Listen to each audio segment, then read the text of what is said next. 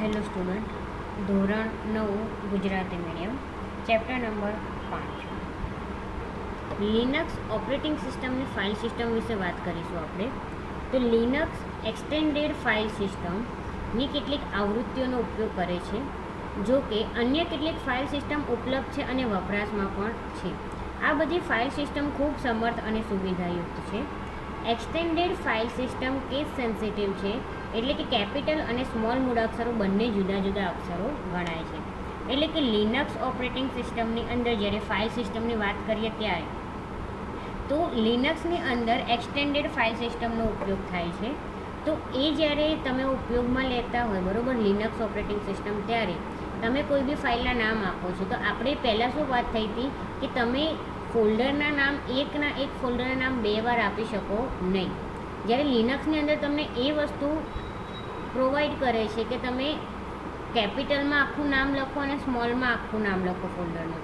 તો એ બે વસ્તુ ત્યાં અલગ પડી જાય છે. એટલે કેપિટલ અને સ્મોલ એ બંને વસ્તુ અલગ અલગ હોય. તમે ફોલ્ડરમાં નામ તમારે આપવું હોય તમે એ રીતે આપી શકો છો. તો આથી એક ધારો કે તમે જો અહીંયા તમને કીધું છે ડિરેક્ટરીમાં કે તમે ડિરેક્ટરીમાં F1 લખો, એક ફોલ્ડરનું નામ સ્મોલ F1 આપો અને એક ફોલ્ડરનું નામ કેપિટલ F1 આપો. તો આ બંને જે ફાઇલ છે બરાબર, તો આ બંને ફાઇલનું નામ તમે ત્યાં અલગ અલગ કરી શકો. એમ બોલવામાં તો જો F1 છે, પણ અહીંયા સ્મોલ f છે ને અહીંયા કેપિટલ F છે. એટલે બંને જે તમારી ડિરેક્ટરી હશે બરાબર કે ફાઇલ હશે, તો એ બંને ફાઇલ અથવા એ બંને ડિરેક્ટરી અલગ અલગ ગણાશે. તો તે પાથ સેપરેટર તરીકે સંજ્ઞાનો ઉપયોગ કરે છે, એટલે કે સ્લેશનો ઉપયોગ કરે છે. પાથ સેપરેટર એટલે કે પાથને અલગ પાડવાનું. પાથ જ્યારે તમે લખો તો કયા ફોલ્ડરમાં છો, પછી એ ફોલ્ડરની અંદર બીજું ફોલ્ડર હોય તો એ ફોલ્ડરના નામ પછી સ્લેશ આવે બરાબર.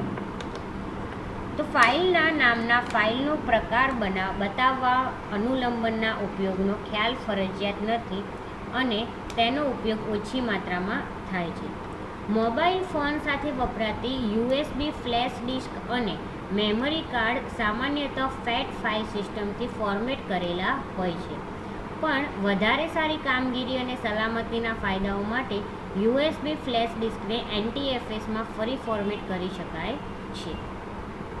સીડીઝ સામાન્ય રીતે ISO 9660 ફાઇલ સિસ્ટમનો ઉપયોગ કરે છે, જ્યારે DVDs UDF ફાઇલ સિસ્ટમનો ઉપયોગ કરે છે. એટલે કે જે સીડીઝ આવે છે બરાબર, એ સીડીની અંદર 9660 ફાઇલ સિસ્ટમનો ઉપયોગ થાય છે, અને જ્યારે ડીવીડીનો તમે ઉપયોગ કરતા હોય ત્યારે એની અંદર UDF ફાઇલ સિસ્ટમનો ઉપયોગ થાય છે.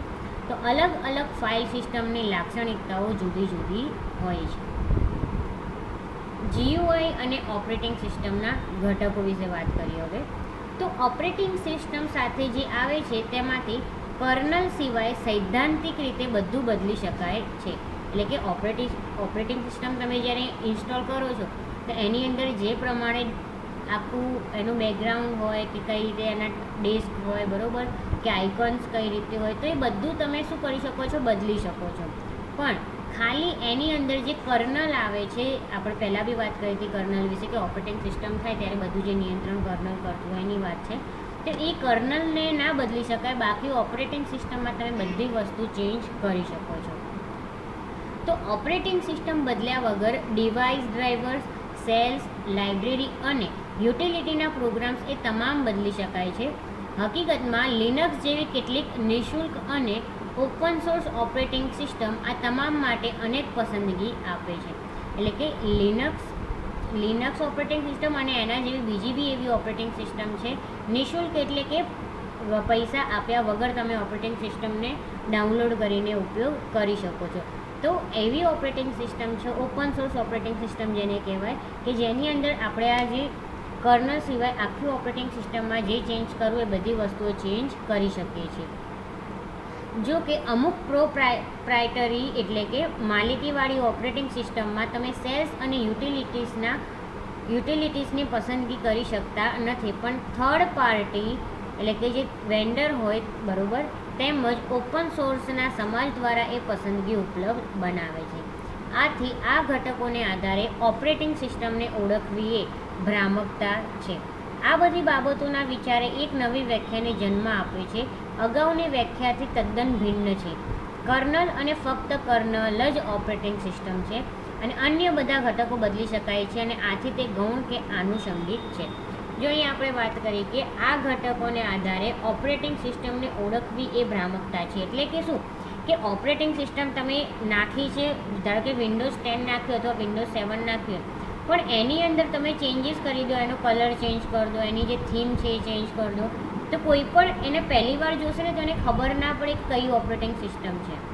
બરાબર, એટલે એ તમને એ કહેવા માગે છે કે એ ઓપરેટિંગ સિસ્ટમ જો તમે ઓપરેટિંગ સિસ્ટમ સેમ હોય પણ એની અંદર જે થીમ ને એવું બધું અલગ કરી દીધું તો ઓળખવી મુશ્કેલ બને. એટલે અહીંયા એ કહેવા માગે છે કે જ્યારે તમે ઓપરેટિંગ સિસ્ટમને બધું ચેન્જ કરો છો ત્યારે એને ઓળખવી એક ભ્રામકતા છે. તો આ બધું જ્યારે આપણે વિચારીએ ત્યારે કે બધી જ વસ્તુ ચેન્જ થઈ જાય, ખાલી કર્નલ ચેન્જ ના થાય, એટલે બીજી ભાષામાં અહીંયા તમને કહે છે કર્નલ જ ઓપરેટિંગ સિસ્ટમ છે, કે અન્ય બધા ઘટકો બદલી શકાય છે. બરાબર, કે ઓપરેટિંગ સિસ્ટમમાં બધી વસ્તુ બદલી શકાય છે પણ કર્નલ બદલી શકાતો નથી. ઘણી વખત ઉપયોગકર્તા પોતાના અમુક અનુભવને ભૂલથી કોઈ ચોક્કસ ઓપરેટિંગ સિસ્ટમ સાથે જોડે છે, પણ તેઓ ભૂલી જાય છે કે તેઓ પોતાનો અનુભવ શેલનો છે અને સેલ બદલી શકાય છે. એટલે કે ઘણી વખત જે યુઝર હોય છે એ યુઝર શું કરે છે કે પોતાનો જે અનુભવ હોય, બરાબર, એને ઓપરેટિંગ સિસ્ટમ સાથે જોડેલે કદાચ કોઈ વખતે કોઈ ભૂલ થઈ ગઈ હોય કે કંઈ અંદર પ્રોબ્લેમ થઈ હોય તો એ શું કરે કે ઓપરેટિંગ સિસ્ટમને દોષ આપે કે આને આવું કર્યું, આને આવું કર્યું, બરાબર. પણ એ વસ્તુ છે કે એ જે અંદર પ્રોબ્લેમ થાય છે કે શું છે, તો એ સેલનો અનુભવ તમને છે, તો એ સેલ પણ તમે બદલી શકો છો. આ હકીકત ઉપર ભાર મૂકવા માટે તમે હમણાં જ આકૃતિ 5.3માં આપેલા 4 સ્ક્રીનશોટ ઉપર નજર ફેરવો અને દરેક કિસ્સામાં વપરાયેલી ઓપરેટિંગ સિસ્ટમને ઓળખો. નીચે તમારે આવશે, બરાબર, ઓપરેટિંગ સિસ્ટમ વિશે આકૃતિ 5.3 આપણે જોઈએ. હવે આ 5.3માં આ અલગ અલગ ઓપરેટિંગ સિસ્ટમ આપેલી છે. તો હવે તમને જોઈને કેવી રીતે ખબર પડે કે આ કઈ ઓપરેટિંગ સિસ્ટમ છે? કેમ કે આનું બી બેકગ્રાઉન્ડ ચેન્જ છે અને અહીંયા આઇકન્સ નથી, અહીંયા બી એવું છે, અહીંયા બી એવું છે ને અહીંયા બી એવું છે. તો તમારે ચેક કરવું પડે કે ધ્યાનથી જોવું પડે અથવા બરાબર, તો એ પ્રમાણે તમે એને ચેક કરી શકો. તો અહીંયા તમને કીધું છે કે મોટા ભાગે આપણે આ સ્ક્રીન્સ વચ્ચેનો તફાવત જુદો પાડી શકતા નથી.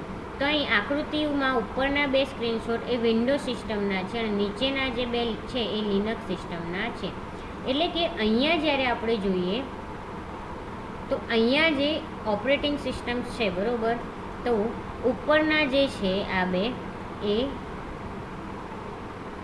ઓપરેટિંગ વિન્ડોઝના છે અને નીચેના જે 2 છે લિનક્સના છે. બરાબર, જો અહીંયા કીધું છે એ પ્રમાણે 2 સ્ક્રીનશોટ છે વિન્ડોઝના લીધેલા છે અને 2 છે લિનક્સ સિસ્ટમના લીધા છે. તો આ 2 જે છે, બરાબર, એ 2 ઓપરેટિંગ સિસ્ટમ લિનક્સની છે અને આ જે 2 છે એ 2 ઓપરેટિંગ સિસ્ટમ વિન્ડોઝની છે. ખબર પડી? બરાબર. હવે વાત કરીએ કમ્પ્યુટિંગ ડિવાઇસીસના વિવિધ પ્રકારો અને તેમાં વપરાતી ઓપરેટિંગ સિસ્ટમ. એટલે કે કોમ્પ્યુટરની અંદર અલગ અલગ જે ડિવાઇસીસ હોય છે એના વિશે વાત કરીશું અને એની અંદર કઈ ઓપરેટિંગ સિસ્ટમ યુઝ થાય છે એ વાત કરીશું. તો વિવિધ પ્રકારના હેતુઓ માટે કમ્પ્યુટિંગ ડિવાઇસીસની વિશાળ શ્રેણીઓ ઉપલબ્ધ છે. અહીંયા આપણે મોટાથી નાના કદના ક્રમમાં તે રજૂ કરીશું.